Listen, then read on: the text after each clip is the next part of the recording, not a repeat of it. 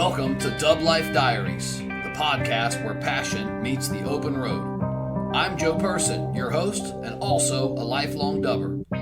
Buckle up, because this ride is just beginning. This podcast is sponsored by Volksmania magazine. Good times, great cars, awesome Volksmaniacs. Visit Volksmania.com to learn more about this class-leading VW magazine.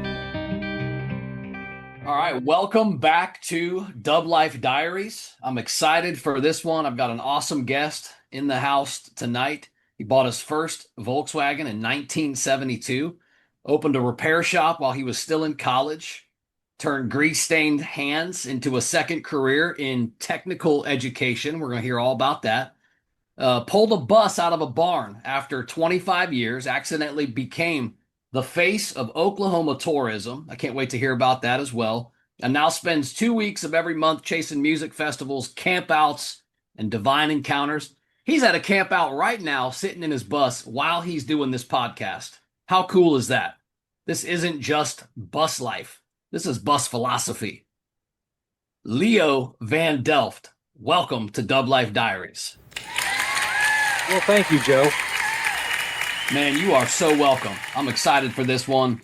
You are the DubLife. This is it, man. This is the ultimate guest that I look out for. So I appreciate that you heard, got the call and filled out the form, and now you're here. So thank you so much for being willing to come on. If you've listened to any of the podcasts from the past, you may have heard the 2025 recap where I talk a little bit about how many times I get told no. I reach out to people, man, all over the world that I think are awesome and, are exemplary of the dub life. And brother, sometimes I don't even get a response.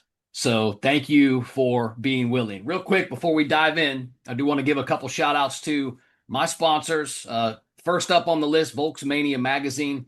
You guys know how I feel. I feel like these guys are the flyest VW publication, VW magazine on the face of the planet. It's not just about the quality of the magazine, it's the people, just like it's the people in our community. Paul Cave and the team, awesome folks. Give those guys a shot if you haven't yet. You can check them out at volksmania.com. Use DubLife10, which is the name of the podcast, the number 10, at checkout. This is US subscribers only. You'll get 10% off your subscription. Also, shout out to Salty Dub. From the beach to the bay, Salty Dub is tearing up the VW scene with the coastal VW stuff. We got all kinds of swag and really cool stuff, sunglasses and hats, and we also got some events coming up. But check those guys out online as well, saltydub.com. Same discount code applies to merch only. So you can get a 10% discount if you use DubLife10 at checkout. All right, my man, back to you. We are back to you. So let's do this. Let's go back to 72. Tell me kind of what was happening in your life when that 1966 VW Beetle showed up. Well, I'll tell you what, my first vehicle was actually a motorcycle, which I got at 14 and a half. So when I was getting close to 16, I thought, I want to get a car too, and I could legally drive it. And did shopping around and actually bought it from a Volkswagen dealer, and for the amazing price of $600. So at the time, this was only a 6-year-old Beetle, but that's kind of how it went. Had about 60,000 miles on it and the 1300 engine. And so that got me going. And but one quick thing I wanted to share with you guys, in terms of where this all started. Yeah. My mother passed away about 5 years ago, and we went through this box of pictures. She was 94 years old, had a wonderful life. Wow. And I come across a picture of me and my brother pointing at the license plate in 1961 of an oval window Beetle in Toronto, Canada.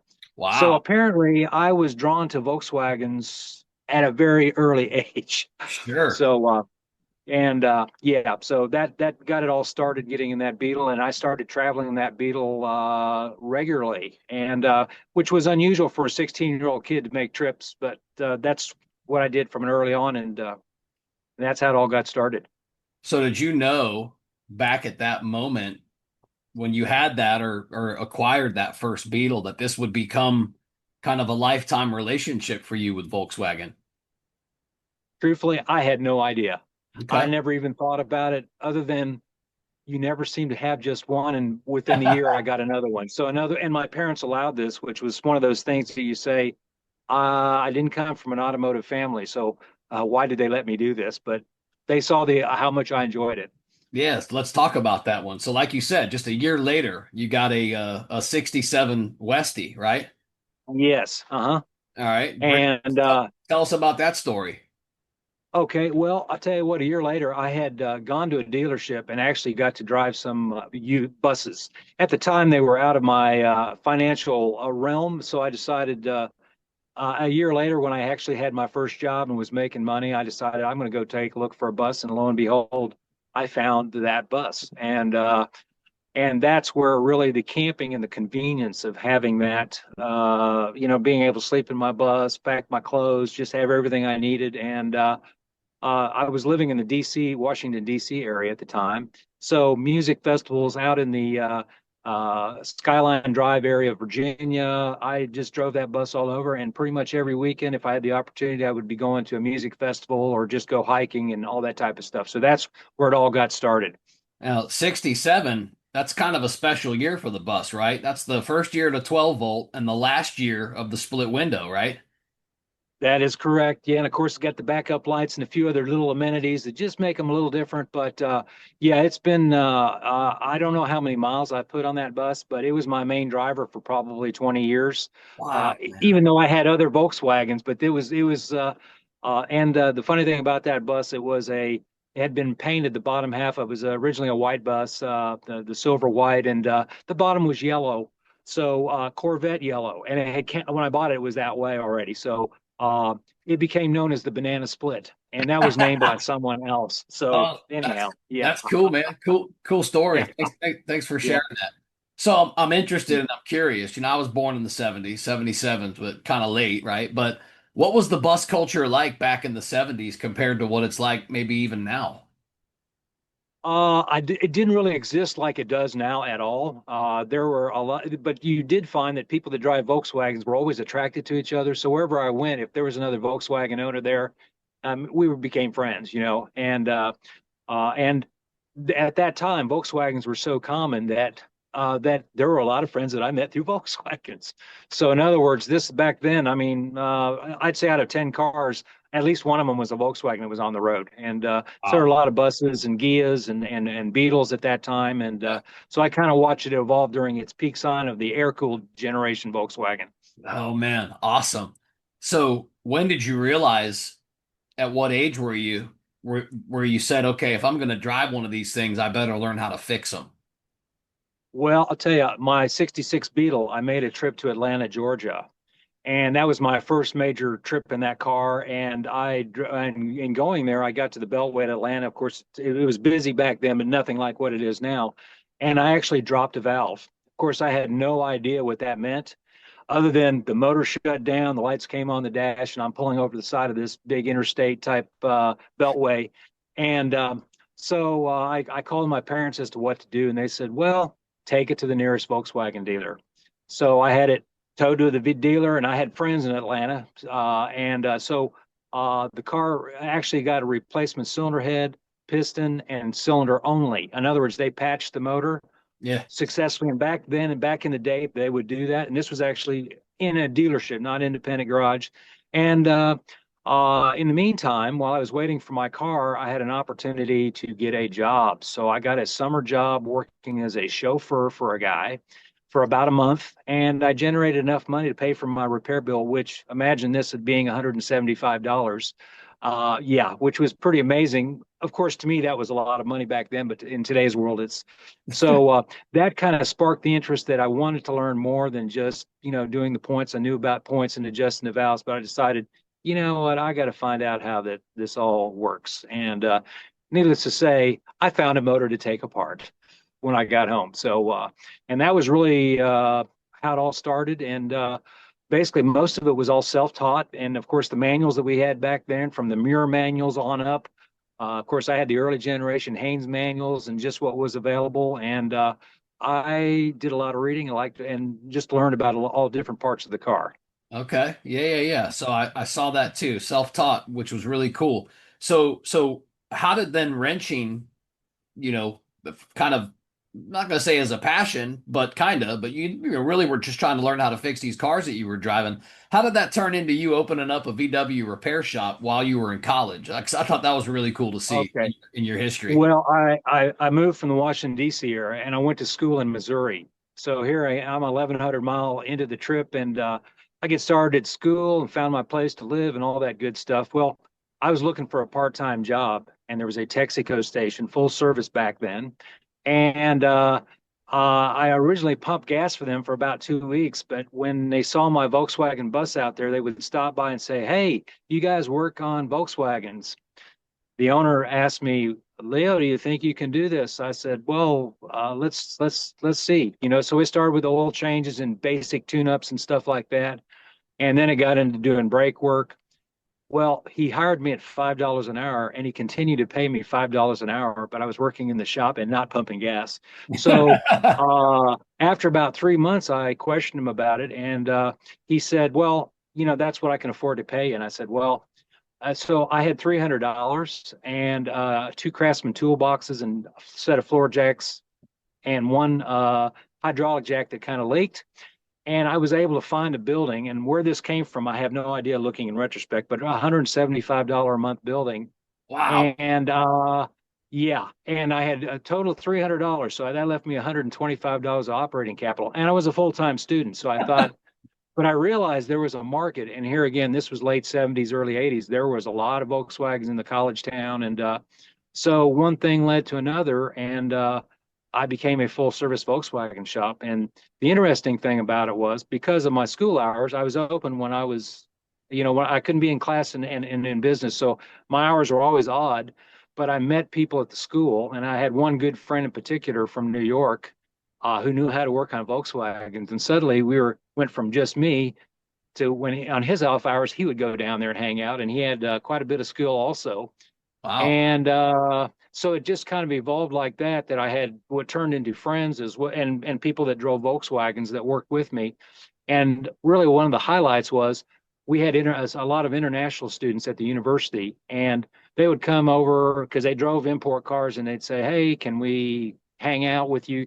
And I did not know the skill level that they had working out of their toolboxes that were look like a fishing tackle box, and they could fix cars. And the thing that I had to kind of cure them of is they like to repair parts versus replace the part because they came from cultures that did not have the resources to buy that new part. That's right. And so once we got that all handled, and the business ran for 23 years. I was there for about 7 years of it, and my brother kind of took over the business side of it, and yeah, we became a part of the community. So Really cool, man. Really cool. And yeah. it's cool how some things like that come together and just happen.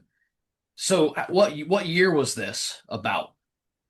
This would have been in the like night from 1970. Well, I'd say so the first shop I started was 1978. Yeah. So that and when about 4 years later, I would put together the financing to actually buy my own building in that town, not knowing if I was staying, going, or whatever. And that was the yeah. And then suddenly had something that was really efficient to work in, and we were making enough money to pay the bills, and I had a happy staff. So, and as I say, it really felt like family, Yeah, and I would get new people that I would meet. So, in other words, 4 or 5 years into this, some people would graduate and they weren't working with me, and I'd find another person that because we kind of became well known in the town for what we did. right on. So at what point then in was it in this business did you venture into the to Porsche and Mercedes? Well, what we found was after about 4 years of business, a lot of our customers had other German cars, Mercedes-Benz, Porsche, and I've kind of been, I was into the 356 Porsche thing back then also. So in other words, when they were quite affordable compared to what they are now. So we started doing routine maintenance, and the nearest dealerships were 90 miles away from us. And it turned out that some of them times we would actually do the warranty repair. They would send us the parts. So we turned this relationship with the dealership as well as with our customers who were happy they didn't have to drive the 90 miles. And we had to be at times we had to recognize this is over our head, meaning there were sometimes the complexity of these cars, even back then, that you say, okay, no, that's beyond what we feel comfortable with. But we were able to get certifications to these dealerships in the different areas. So this really kind of helped our credibility because back then, early start of ASE certification for technicians, Right. and these dealerships offered the training to us. So that's what I would do in the evenings. I'd drive to 90 miles to Columbia, Missouri, and I'd go to class. So yeah, it worked out really well. Yeah. So do you think that German engineering then helped shape your mindset long term? Absolutely. Yeah. I was in tune with it. And when it came to the electrical diagrams and seeing the brown wire was ground rather than the American car that would have the black ground wire and all these little subtle things that you learn that there is a methodology to how they work it. And once you learn their system, you can kind of adapt it between pretty much all the brands, or at least that's what I found for myself. Yeah, interesting. Kind of cool. Your background though, and your education was, you had mentioned it earlier, was biochemistry. But then Yes. you kind of pivoted toward technical education. Walk me through how that happened in your life. Well, I originally came to Missouri to go to the College of Osteopathic Medicine. So I had originally thought I was going to become a doctor. So a master's in biochemistry, but I didn't realize that I had actually had an engineering heart versus I understood the human body, but there was something about cars that was very similar parallels to it in terms of diagnosing issues. And so when I graduated, I decided to take a year of away from being in school because, after 7 years in school, I was ready for a break. And then I met my lovely wife, who was from Tulsa, Oklahoma. And so I found myself moving to Tulsa.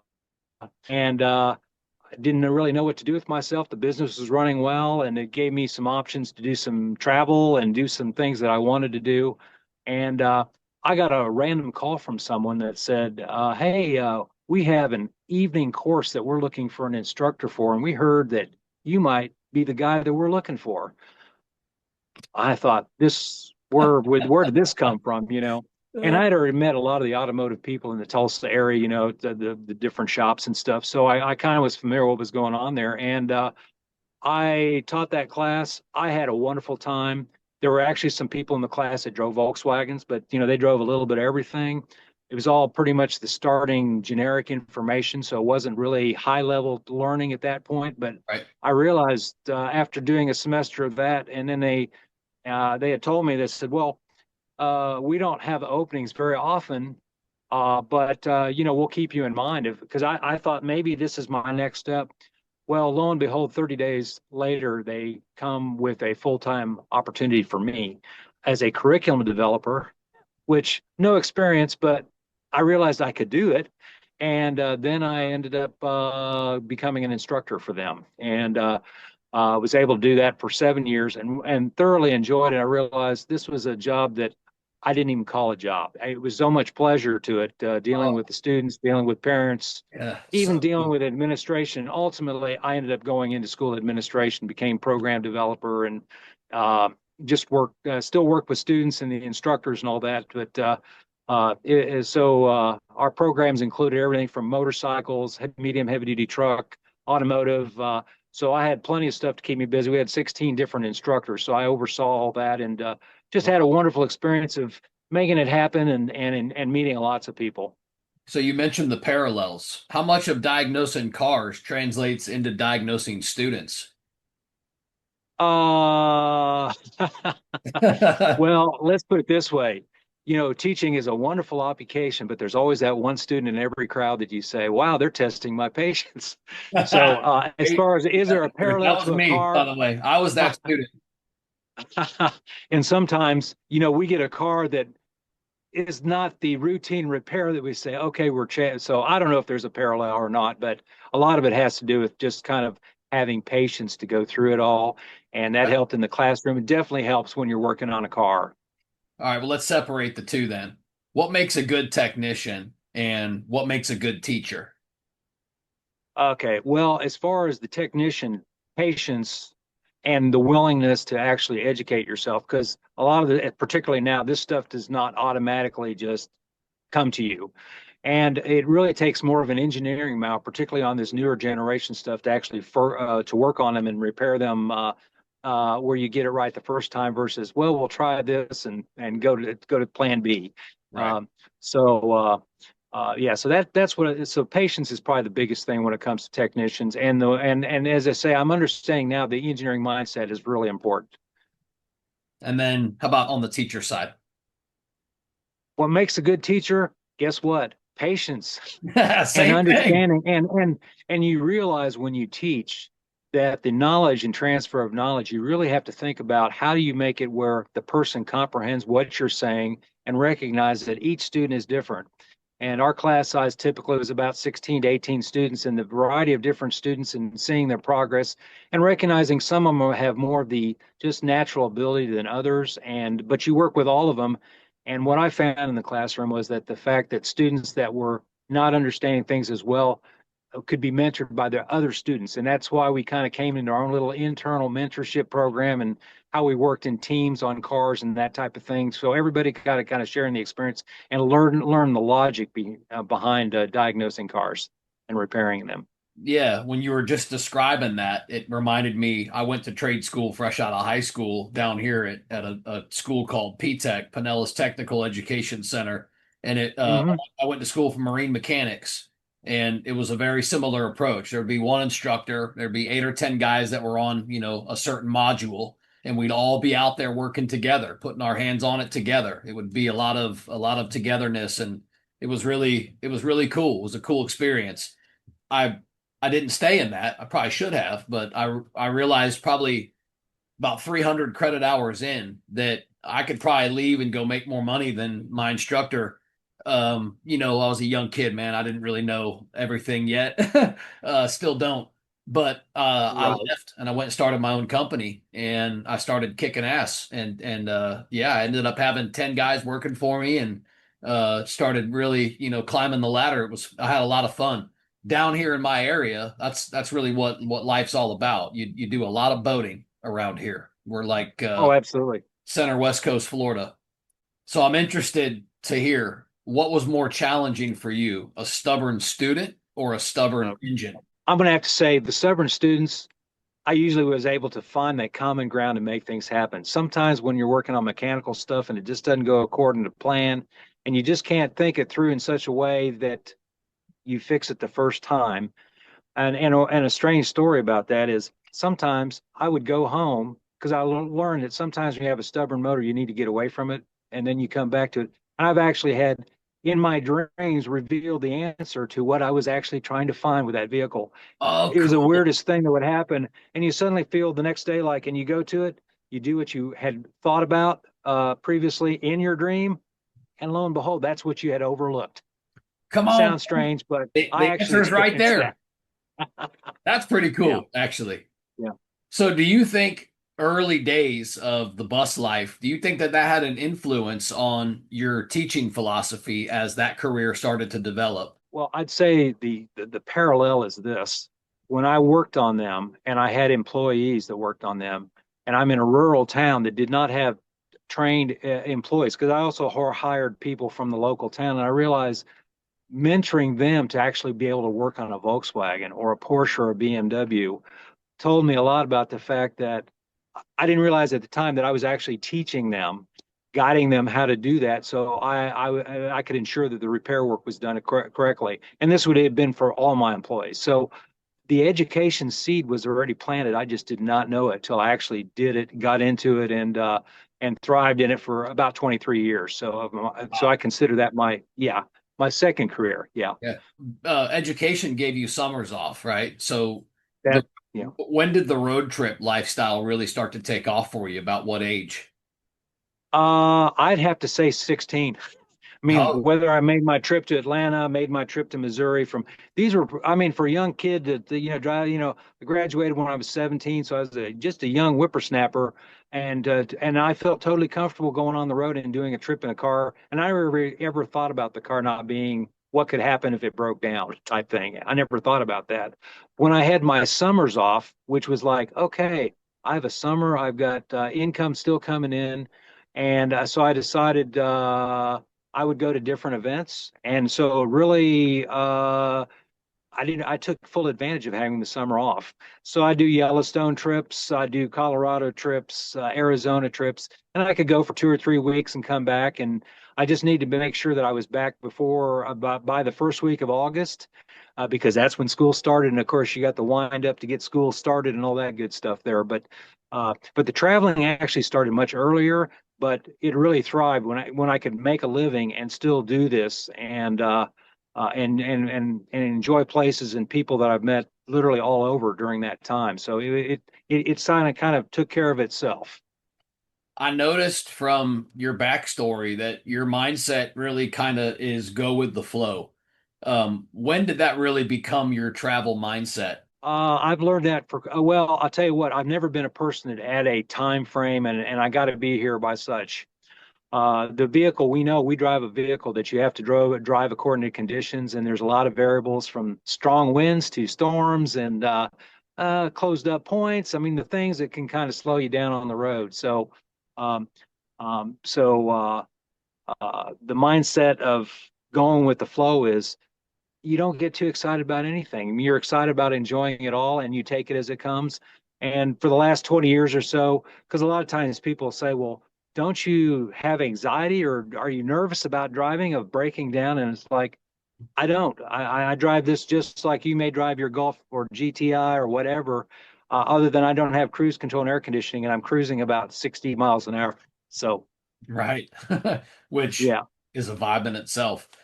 Curious, why 250 miles a day? I now that I'm fully retired, I've been retired now for 6 years. I keep it to about 250 miles a day because I've learned that getting off the road early gives me the time that wherever I'm going to be at, and in many cases I'm boondocking. I have a wide variety of different apps I use, as well as places I've been that I know are good stopping points between, let's say, here and Lake Havasu or wherever.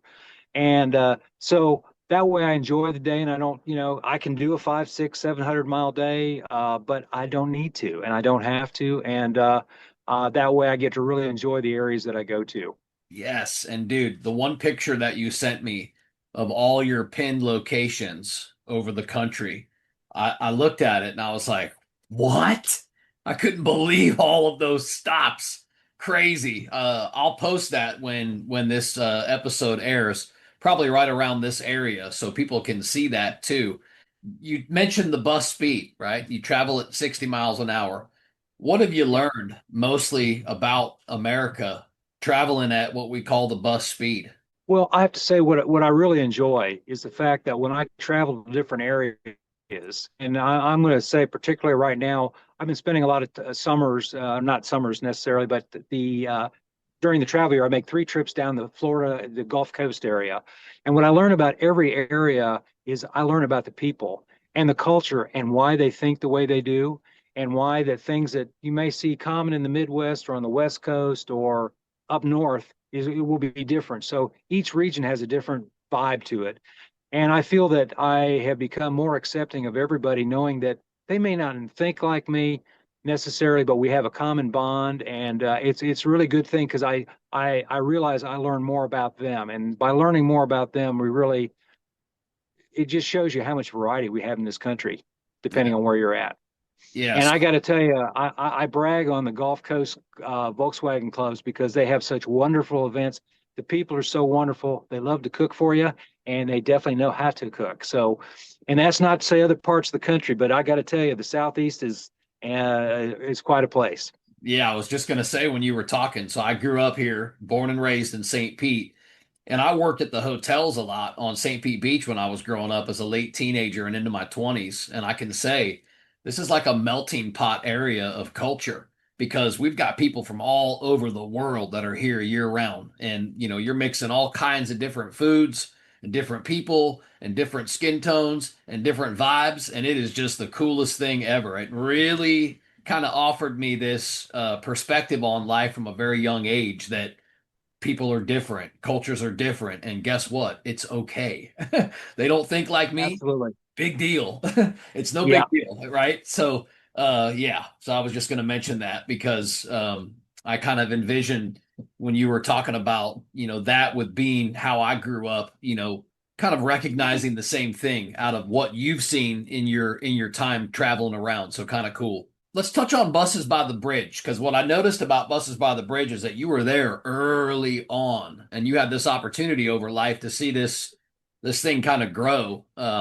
So your first was this your first year, 2003? 2003.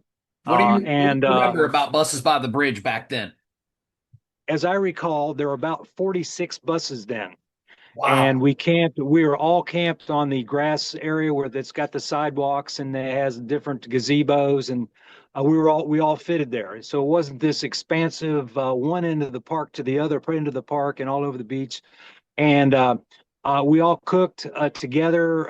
It was just because it was a small group, we really got to know each other. So I got to really kind of hang out with the founding fathers of the event, and I'm still friends with them. I camp with them now when I go there, and it's really kind of to see an event go on that long and see some of the people that I met back then are now in their 80s. So and still enjoying the Volkswagen culture, Yeah. and of So course. cool. And some of them actually live in Lake Havasu, so which is really kind of nice. So, but to see the event grow like that and see how many people get to enjoy the community vibe that event has to offer.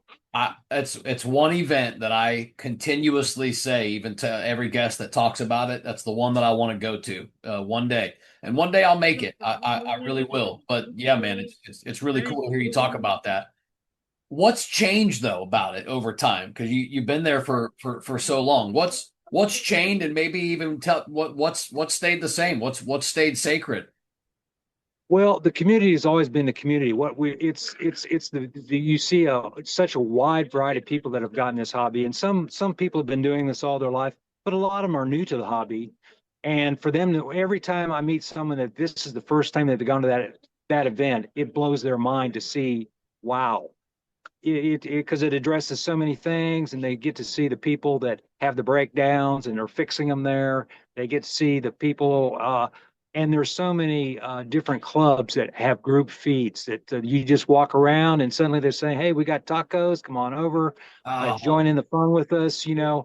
I've been very fortunate that I have a lot of music friends there, so we have our annual little get together on Friday night and on Saturday, and we jam out and have a good time. And you'll find several different pockets of entertainment throughout the entire campground. So to see that many people having that kind of a vibe and ah, where it's all about the community, but really the interaction where no one's a stranger to each other, and you always meet new people. You meet people you've met in the past, but it's always or the people that you know on Facebook, but you've never met firsthand. right. And lo and behold, there they are with their bus, and you say, "Hey, aren't you such and such? Oh, I recognize your bus," type thing. So I it's really got to kind of see this. cool. I got to get out there and see this for myself one day. My dream is to have my podcast tent set up there and be able to connect with a lot of folks that I've had on my podcast over time, which is only going to get more and more over time because it's a priority for me. But so cool, man, so cool.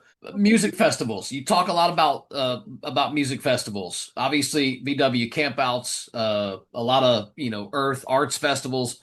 What kind of draws you to this kind of bus slash music intersection? Well, what's been really interesting is the fact that I'm finding more and more events that actually will have where Volkswagens are not are a part of the event. And I'll give you an example of Rhythm on the Rio near Alamosa, Colorado. Actually, it's Del Norte, Colorado.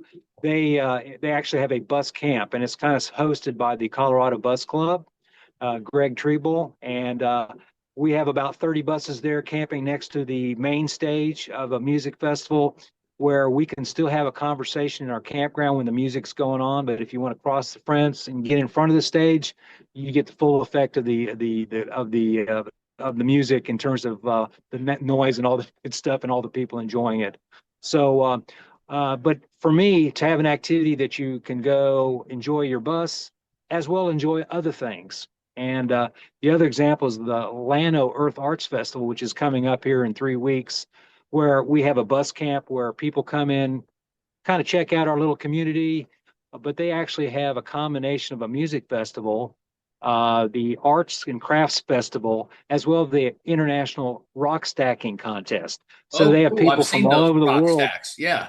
Yeah, and they there's a big riverbed in Llano on the river that they have all their natural materials, and lo and behold, you'll see them come together with all kind of artwork. So it's a really interesting thing where you can go to music, the arts, you see international rock stackers as well as have our bus community. So we're getting ready to be doing that in about 3 weeks. So Ooh, yeah. nice. That's cool. That's going to be So awesome. you can kind of see it. There's never a dull moment. I'm always looking for never a dull moment. So when I'm on the road and I go to events, I find myself staying up till 12 o'clock, 1 o'clock, which typically is sounds kind of late for 4 nights in a row, but you just don't even notice that it's that late because you're having so much fun. Yeah, yeah. Time flies when you're having fun for sure. So interesting to hear your perspective here on this. What, in your words, what makes the Volkswagen community unique after 50 plus years in it? The uniqueness is the fact that we accept each other and we're friends immediately. We all have a story. We all need help from time to time, and it just is a natural draw together. And I have been to other car shows, and this is nothing against the other car shows, but what I see the interaction that we have is unlike any other brand of car show that I've seen. And I've seen this consistently all over the country where people say that have never been to a Volkswagen man, they say, "Man, I had such a good time," and it was partly about the cars, but I think they really get excited about these people that are living the life in their vehicle and having a good time doing it. So it makes for an interesting time. Um, It's the people. so that That's it is all about the people. that's why I started this podcast, is because we need to be documenting these stories and somebody needs to be celebrating these people because there's nothing like it in the world. I'm telling you.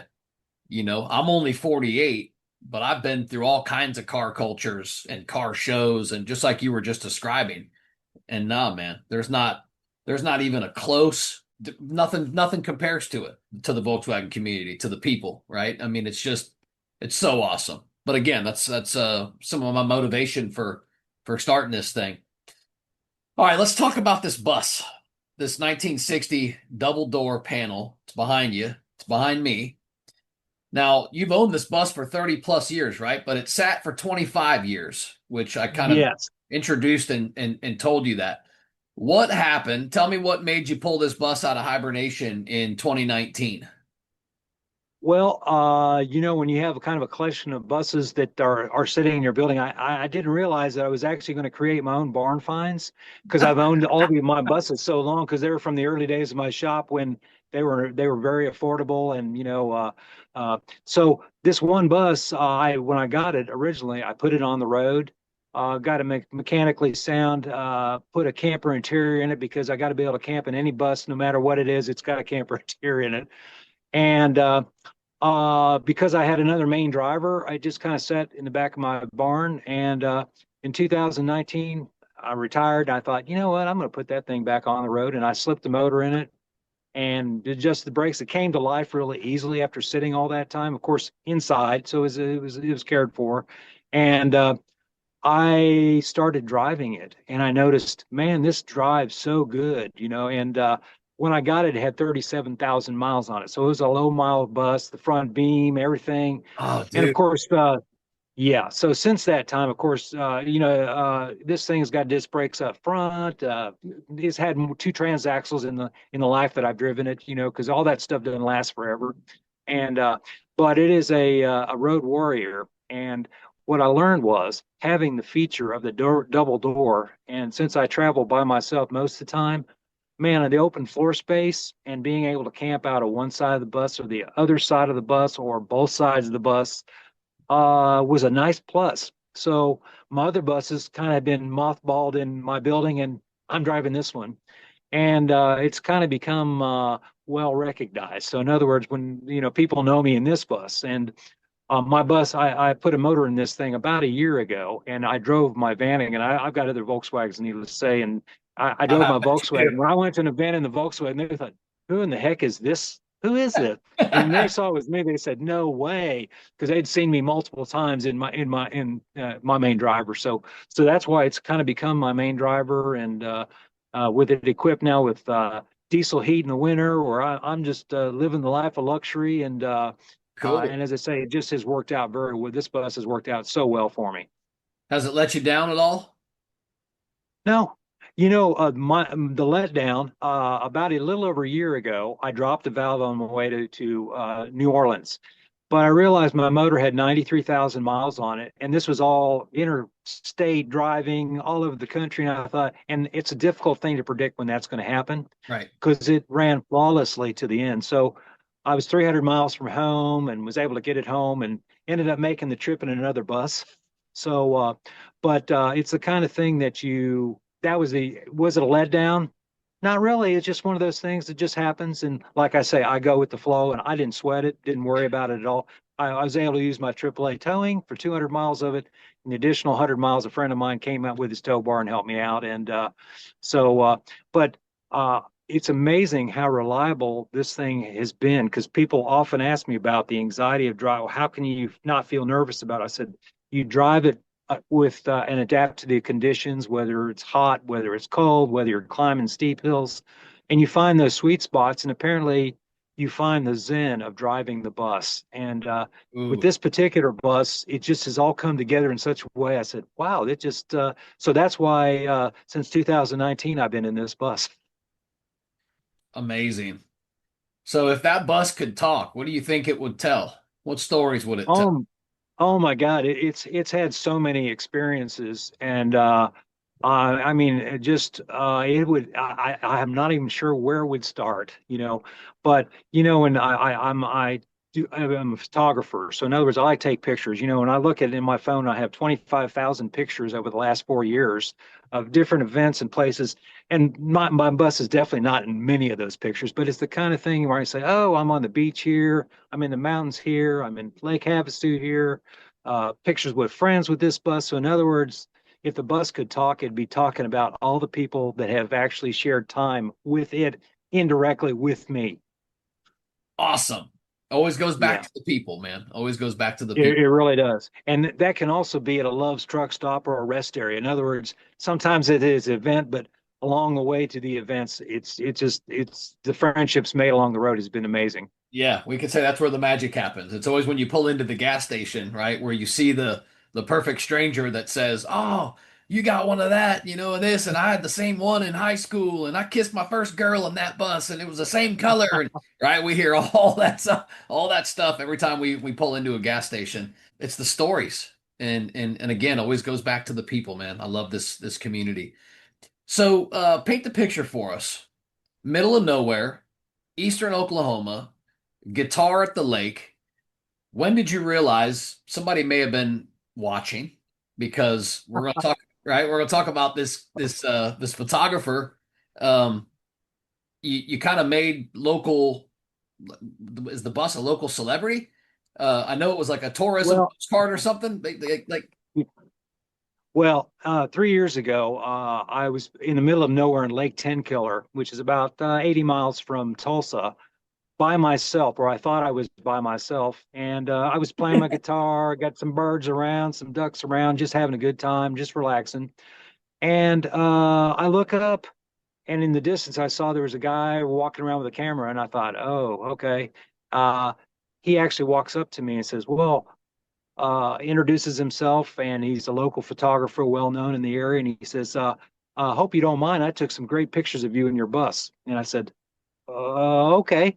So anyhow, we become friends, and what turned out to be 6 weeks later, he calls me up and says, "Leo, we're putting it together a promotional tourism pack of postcards.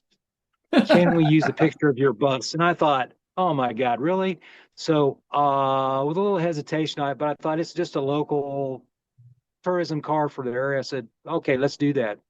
So I had to get my pack of 5 cards for my bus, and it turned into my Christmas card for my friends because I thought, oh, this is kind of cool, actually. So anyhow, fast forward a year, I'm at a music festival, and he calls me in April, and he says, Leo, we've got 2 months of billboard space in Oklahoma City, and we have a new promotional byline to go with it. Can we use your bus on the billboard? Well, I'm kind of a behind the scenes person and I'm not really into the, too much attention type thing. But I thought with a lot of hesitation, I said, you know what, go for it. So they end up putting this up on a billboard for in June and July of that. This was 2 years ago now. And so there I am on a billboard. Now, it was being scrolled with probably 60 other different things on the billboard, so it wasn't like exclusive all the time, but it was kind of a cool thing to have happen. And I had people that actually said, Leo, I think I saw your bus in Oklahoma City. And I said, what? And I said, yeah, well, guess what? That was me, type thing. So anyhow, a year later, this was last April, I'm at the down in Texas at a music festival, their big folk festival, and I get the call and he says, "Hey, Leo, we're putting an ad together, and can we use the bus in the ad with our byline?" Now, I heard it as an advertisement. So I thought, okay, it represents a really a nice community group of people. It supports a lot of different causes and what they were doing. I said, okay, and his name is Stan. I said, Stan, go ahead, let's go for this. And anyhow, he sends me the copy of it, and I look at it on my phone. Of course, small screen. I'm traveling. I'm looking at it. And I replied, oh, that's a nice ad. Well, he replied by saying, hey, Leo, you need to take a look at that. And lo and behold, it's the front cover of their tourism guide. So Dude. now, in September of this past September, I'm up at a celebration of life for a good friend of mine, Santa Irvin, who is a lifelong bus owner that passed away, a good friend of mine that did some traveling with me. On my way back into Oklahoma, I stop into the Welcome Center.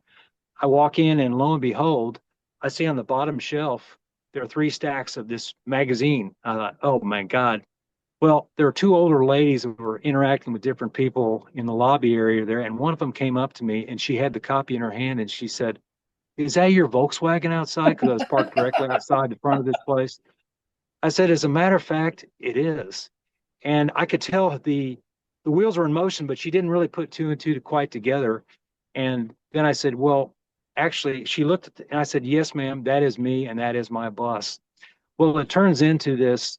Can we get pictures with you in the bus and us in the bus and and shots here? And then they said, can we share this? And I said, well, people were overhearing this conversation. So when I left the welcome center, we went back to the bus. I had a string of people for about an hour with this talking to me about what I did and take a look at my bus. So it's kind of like, wow, I didn't expect that at all. So I've seen it now in four different welcome centers, Wow. and yeah, so it's been kind of an interesting thing. But it was one of those things that you say I've been driving all my life, but I would have never thought that would have happened, And you, especially me being the behind the scenes guy that I am. yeah, I was gonna say you kind of, display yourself as kind of the guy that avoids social media, and now you become the face of a cool place to be.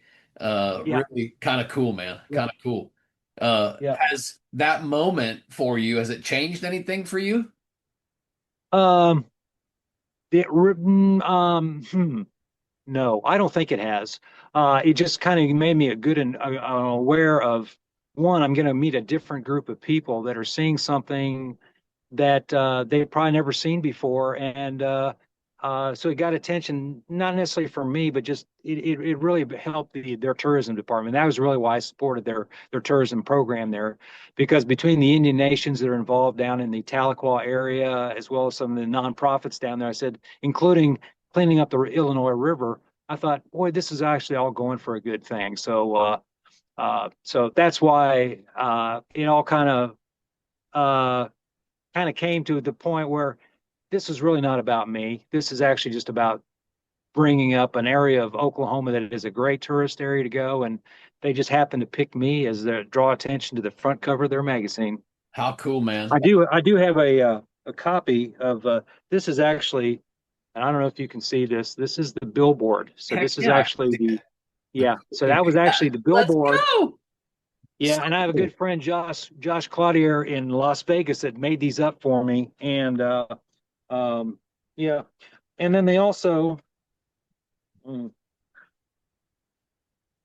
this is a tourism card Dude. from Oklahoma that they Wow. sell, and this generates funds for the cleaning the river water of the Illinois River, among a few other projects. So I thought, how can I say no to that? Right. Even though it's kind of odd to me, but kind of bizarre to me actually. So, but I think yeah, it's so so cool, man. It's so cool that that state celebrates Volkswagen, whether actually, whether they like to or not, brother. That's what's happening. uh, yeah, yeah. Yeah, that's it. Like and I say the cool thing about it, it's not about me. It really is nothing. And I told them that when they did all this stuff, I did want my name in the magazine, meaning I want this just to be. But needless to say, I've had a lot of people contact me, so that have contacted me. Well, who is that person? Or I know that person. Right. So yeah, so it's kind of taken a life of its own. But one other thing that you can kind of see in the background here is they actually made lithographs of this picture and are selling them as a fundraiser as well. So, and the picture that you have behind you, that's actually one of the lithographs that was found at a flea market in Gore, Oklahoma, of all places. I'd gotten a call from someone that said, Leo, you're not going to believe this. We see a picture of you and it's on a wall in this shop that sells lithographs framed. And I said, I got to go check this out. So needless to say, I had to go down there and find out what that was all about. And that was like, wow. So I I, had to get one, needless to say. you're making me want one. I want one. I can say, hey, I had that guy on the podcast. Let's talk about retirement. Has retirement amplified the lifestyle that you're living? Oh, absolutely. When retirement does not come with instructions. And the common thing I'd heard from a lot of retirees, I admit that the first year you don't know what the heck you're doing other than you're waking up each morning and thankful for the day, but you're not really sure. You're not punching a clock. You're not doing your 8 hours of doing something.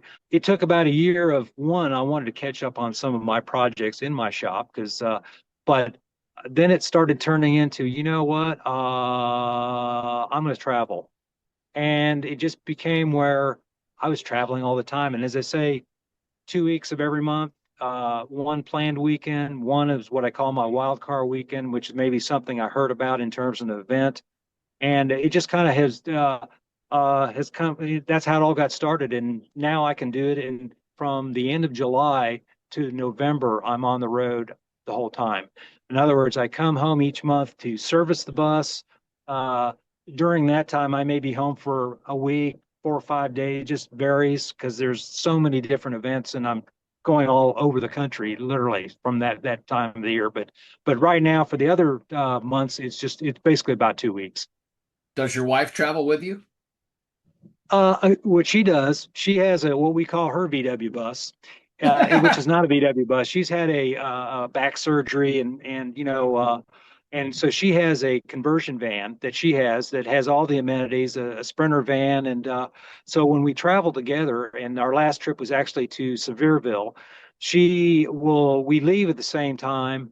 She'll be at a state campground, and she's normally there 2 to 3 hours ahead of me. So in other words, we meet at the end of the day, and what's really been cool about it here in the last year, and she actually has the campfire going and everything. So in Oh, other words, she's kind of gotten into her thing, and she dang. can be comfortable, and the dog gets to travel with us too. So she normally picks 3 or 4 events a year that we'll do that, and it works out well for us because her bouncing around in a split screen bus is not too exciting at 70 years old. Yeah, Yeah, so I can imagine. Well, I do want to say this though. You got an open invite. All right. Let me tell you about my four events I've got down here. Number one, I'll tell you about V-Dubs over the Skyway. This is a 27-year-old event that started with just a small group of guys, 10 guys that wanted to camp, going from St. Pete up over the Skyway Bridge south into Sarasota. They'd camp, they'd hang out for the weekend, and they'd come back. That turned into other people saying, well, I want to be a part of that convoy, right? Or, just basically it became something cool. In 2024, me and my partner Alan took that ride over and promoted it because it died during COVID. And the gentleman that was running it back then, he was getting older and he lost some of the resources. And, through COVID, it never was able to start back up. So we started it back up in 2024 for the 25th consecutive year. We had 440 cars, which wow, is amazing. which is really cool. Yes. So this year, April is the 27th year. We're probably anticipating 200 to 300 cars. So V Dubs over the Skyway. That's one. Two, V Dubs on the pier. Downtown St. Pete, we have the historic, pier, the downtown St. Pete pier. It had new construction, and since the new construction, we have been the first car show that's been allowed on the pier property. So we have about 250 cars. It's very cool. It's just for the day, but it's a really cool event. There's food trucks, and we have a parade in the morning where we actually parade down Bayshore Boulevard, which is super cool because the cops have to, close it down and everything for us. And it's all classic Volkswagens, man. About 200, 250 of us. So we parade up Bayshore. We turn right, head out toward the pier, and we park on Spa Beach. We're out on a peninsula. It's all surrounded by water. The drone shots are incredible. It's a really, really cool time. Then we've got V-Dub's Beach Bash. October, beautiful time of year down here in Florida. It's not too hot, not too cold yet. We have a beach bash in Paso Grill, a classic, historic beach for this area. It's out past the Don Cesar Hotel, which was an old World War II hospital, and just a really cool spot. If you know this area, Tampa Bay area at all, you might know the Don Cesar out on St. Pete Beach. Anyway, that's only about 80 or 90 cars, but VW's Beach Bash, super cool. And then lastly, in December, we have the V-Dubs over the Skyway again, but this time because the bridge is all lit up by like however many $1 million worth of LED lights at night. It changes colors for the seasons. They celebrate the Bucks and it changes all these colors. The bridge, I'm talking about this, Well, multi-mile long sure. bridge. So Yeah. because it lights up at night, these guys in the community came to us after the success of us starting the ride back up, V-Dubs over the Skyway, and they're like, look, we got to do something more than once a year. I'm like, all right, well, let's do it at night. Let's do it at night. Let's dress all the cars up in like Christmas lights and LEDs and let's have a lights contest. So we do. And now we've got between 100 and 200 cars that come to that. So my point was by saying all this, you got an open invite. If you ever want to come down here and bring the bus, man, come on down. We got 4 events a year that we do. They're all scattered throughout the year. And I'd love to have you and your wife come down. That'd be great. Well, I'll definitely keep that in mind. And just so you know, my parents lived in Clearwater Beach for 30 years. Oh So man, in other you know words, all I'm about very everything familiar I've been with the mentioning. area. Yeah. And no, I'm glad you brought it up because, I've been to Bully Brigade, I've been Oh to, yeah. Fort DeSoto, and of course the Florida Bug Jam and all. And Oh yeah. so, in other words, I'm familiar with the area, but I have not, I've seen your events. I will put that on my calendar for one of those four. Now, I will say some of those kind of coincide with the same weekend as Pensacola Okay. and some of the other Florida shows. Yeah. But between having four opportunities, I'll pick one of the ones, and I will come down in the upcoming year Yeah. for Cool, sure. man. That'd be awesome. It'll be cool to see you. All right. We'll shift gears off of me back to you. What have buses taught you about slowing down? Well, I'll tell you, funny that you mentioned that because this is something I share with a lot of people that, when you're traveling on the highway, and I try to avoid the interstates when I can, but obviously I can't all the time, but people are passing you. If you pass one car a day, and I tell them that's what keeps the youth in you is the fact that I'm moving slower. My time clock's going a different direction than yours is, and I'm not in a hurry to get anywhere. And when they hear that, they say, because they always say this, You got it all "Hey, figured I saw you way back there," and I'm at the Love's gas station, whatever, and they say, "Man, how did you catch up with us?" And it's just that steady rhythm of the road that you get there, and you suddenly have a great conversation with people and they always say, "Well, we passed you like miles ago, and now you're rolling in, and we haven't left the gas station yet." out. Yeah. So what I've found is being in a hurry does not get you there quicker. And as I say, I think the slowness and just really enjoying the ride, and as I say, it's like you're in reverse motion because of the fact that everybody's going fat passing you. So it gives you a unique experience. Yeah. Cool. Cool perspective for sure. So what does freedom look like for you at this stage of life? Freedom.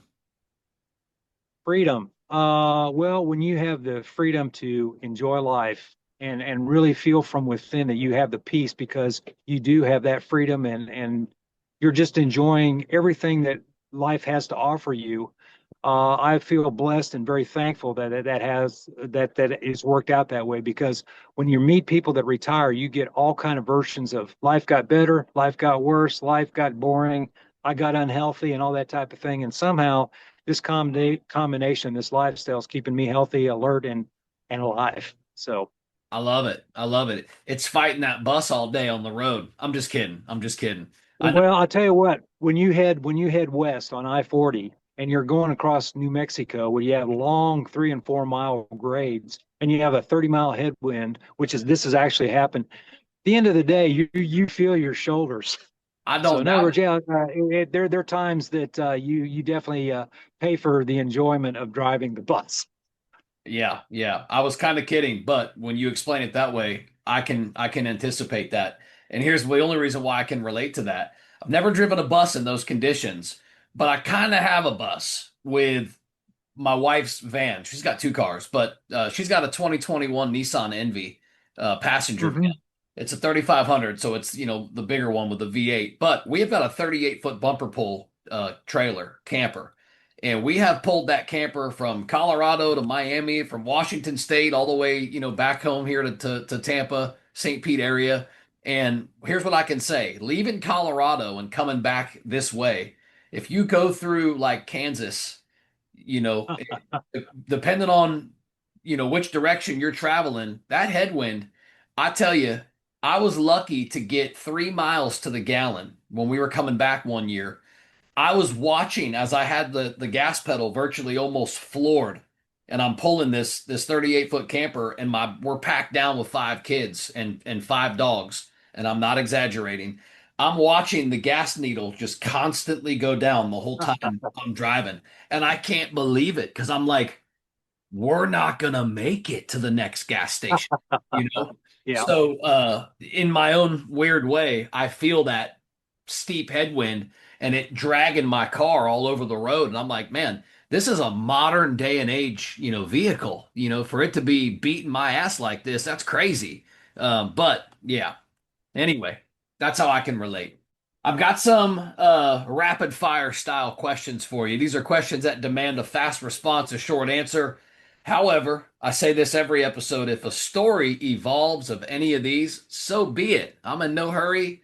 We can rock this thing out, no big deal. But these are designed to be short answers, first thing that comes to mind type thing. Cool? Okay, cool. All right, you ready? I am. All right, first question. Early bay window or a split bus if you had to choose one? Split bus. I knew it. All right. How But about I do own two bay window buses that I do enjoy driving, but no, I'm a split bus guy. so I'll put you on the spot with this one. So they say that the bay window bus is like the Cadillac of buses. Do you find that to be true? Absolutely, especially the ones with the upright engines versus the later model ones. And I drove one of those for many years also. I had a 69 Westie. So I appreciate the ball joint front end and the smoother ride and a little more better gearing. But yeah, but the split bus seems to fit me. Okay. All right. All right. How about this one? Patina or fresh paint? I would have to say I question the word patina. I like original versus the word patina. So in other words, my bus happens to be just like I got it out of the weeds. You can call it patina, but for me, I just call it original. And Okay. it shows the dents and dings and the scratches and all that stuff of all the years on the road. Yeah. Yeah, I've had some folks in the past say, man, glossy paint causes stress. So I can take It, what you're saying. All right, how about yeah. this one? Best state, if you only had to pick one, best state to bust through. That one is very difficult. I'd have to say Colorado. Ooh, nice. I love, I really do love Colorado. I love the people in Colorado and the terrain, but I really have a hard time at this point of the game because there's so many wonderful experiences and wonderful places all across this United States. But I'd have to say Colorado would be the place that I definitely got to make my Colorado trip every year. Yeah, I love Colorado. Had a house out there for 9 years. Spent a good portion of raising my children in that state, Colorado Springs. And I've had a couple guys on the podcast that are in that area that are out in Colorado, and I just absolutely love their pictures and all their videos and stuff that they share because it really is like a second home for me. I've got really awesome memories. My mom lives in Canyon City, Colorado. My sister's up in Mhm. Denver. So I've got my family still out there and everything too. But this ain't about me. Back to you. All right, here's the next one. Yeah, One tool that you'll never travel without. I would have to say, first of all, would be a screwdriver. But the tool that I have thinking in terms of your brain is keeping a cool head if you actually need to use a tool. Because so Hey, often the that's a time cool you have the tool. tool, but you don't have the cool head to use the tool efficiently. So, but I would say the essential tool would be a screwdriver. Okay, okay, I can take that. How about favorite roadside meal? That's a difficult one too. When I'm on the road, I cook a lot of my own meals, but when I'm traveling and I go to different areas, I find the local mom and pop place that I normally will stop because I normally eat once a day. And I always try, I actually Google mom and pop diner in whatever city I'm in area, and something pulls up. And for some reason, I come up with the one that I'm going to go to, and it always turns into an awesome experience. And I meet cool people while Yeah, I'm there, yeah. as well as have a wonderful meal that represents the area. Cool. And that was a cool story. So I'm glad that that came out. How about this one? Hardest repair that you've ever had to do roadside. I would have to say an alternator.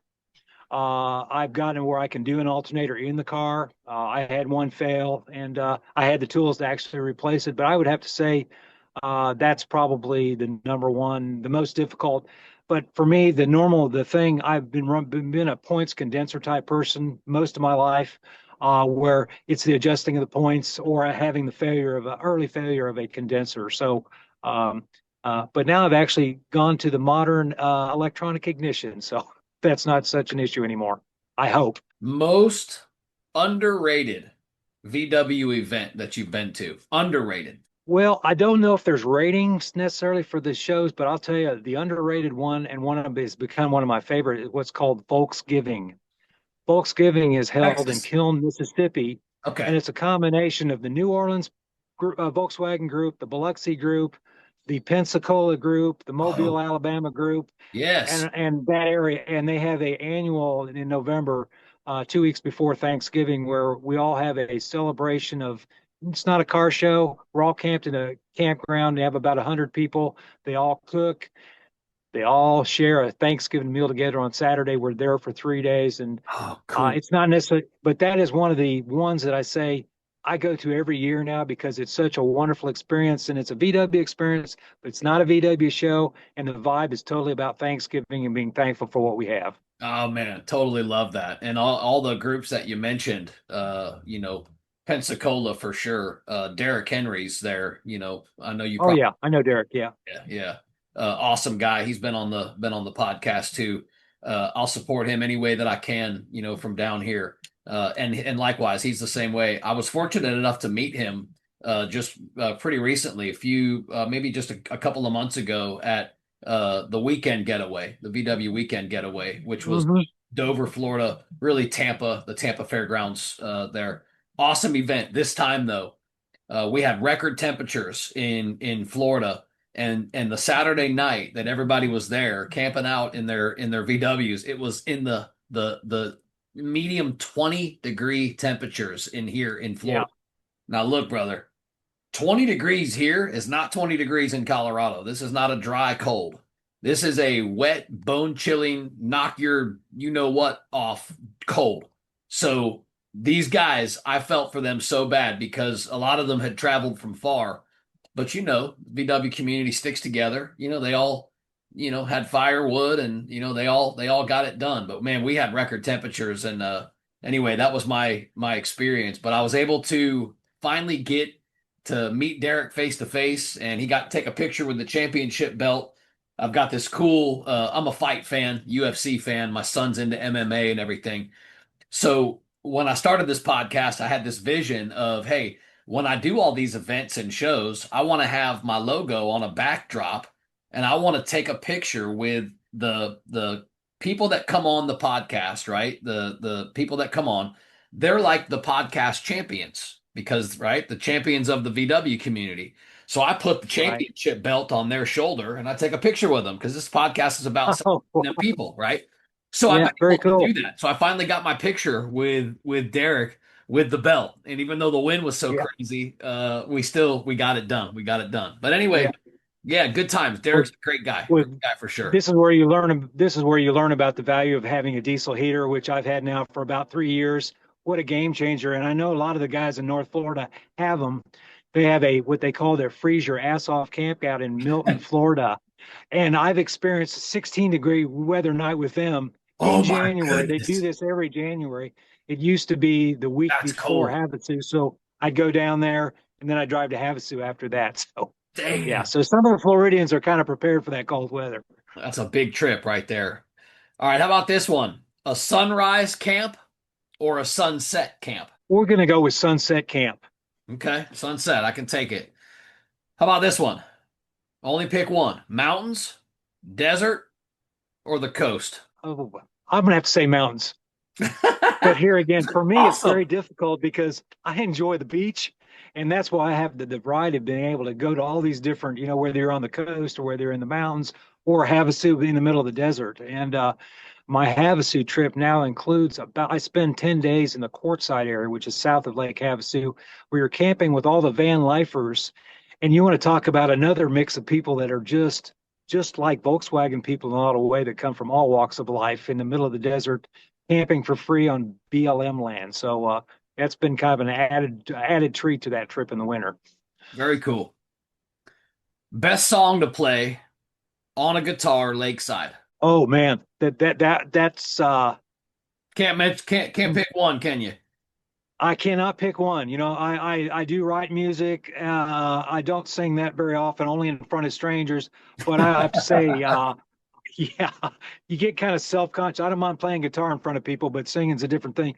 But yeah, so it's really hard to say a favorite song. But what I try to do relative to this music is each one of my trips, especially when they're 2, 3 weeks long, the words that will come in terms of verses for a song always come out with the people I meet, whether they're the VW people. And it's really kind of funny.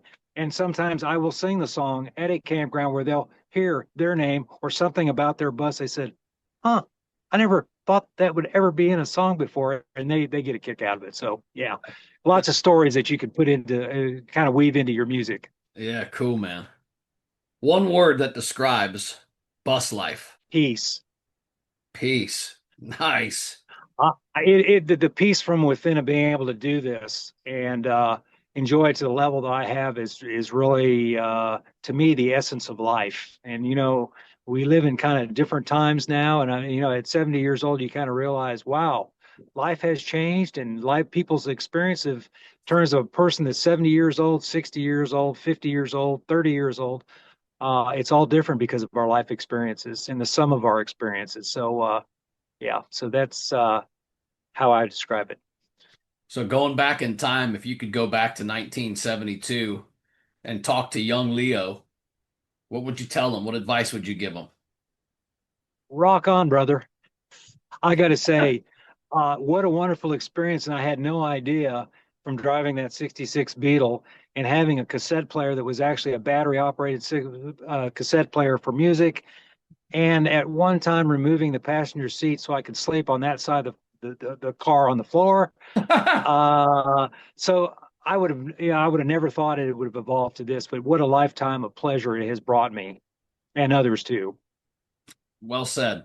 When it's all said and done, and end of the day, what do you hope people remember about you, about your journey? I think the interaction with others and caring for each other is what I hope because I've had so many memorable experiences and every day I'm traveling on the road, I always have that exceptional person that I meet that I say, wow, that was not a random meeting. There was some higher power that drew us together. Yeah. And you sometimes hear good stories, sometimes hear bad stories, sometimes sad stories. But the bottom line is you connect in a way that you'd have never thought because you were totally strangers 20 minutes earlier. Awesome. What would you tell somebody that might be afraid to take that first trip? My recommendation is travel with others. I do a lot of traveling myself solo just because I have the flexibility to do all these traveling at moment's notice, and I have a lot more time, needless to say, being retired. But the thing is, if you travel with other people and you can share in the experience, and if you have issues, you have someone to share it with, and you're not feeling so I'm in the middle of nowhere with nobody to call and no one here to help me. And so that's the thing is people that are new to this hobby. That's just an important thing. Travel with others. The other thing is gain your confidence by learning to do some of the basic things on your own car. That helps because I realize a lot of people they may have tools but really don't know what to do when something does happen. So sharing the experience with others is the best advice I could give them. And that's a wrap for this episode of DubLife Diaries. Thanks for riding along with us and diving into these incredible stories of the people in the dubs that drive their dreams. If you love today's episode, Don't forget to subscribe or hit that follow button so you never miss an adventure. Do you have a story to tell or know somebody else who's living the dub life? Awesome! Reach out to us. You can find us on all socials at DubLife Diaries or shoot me an email. I'm not hard to find.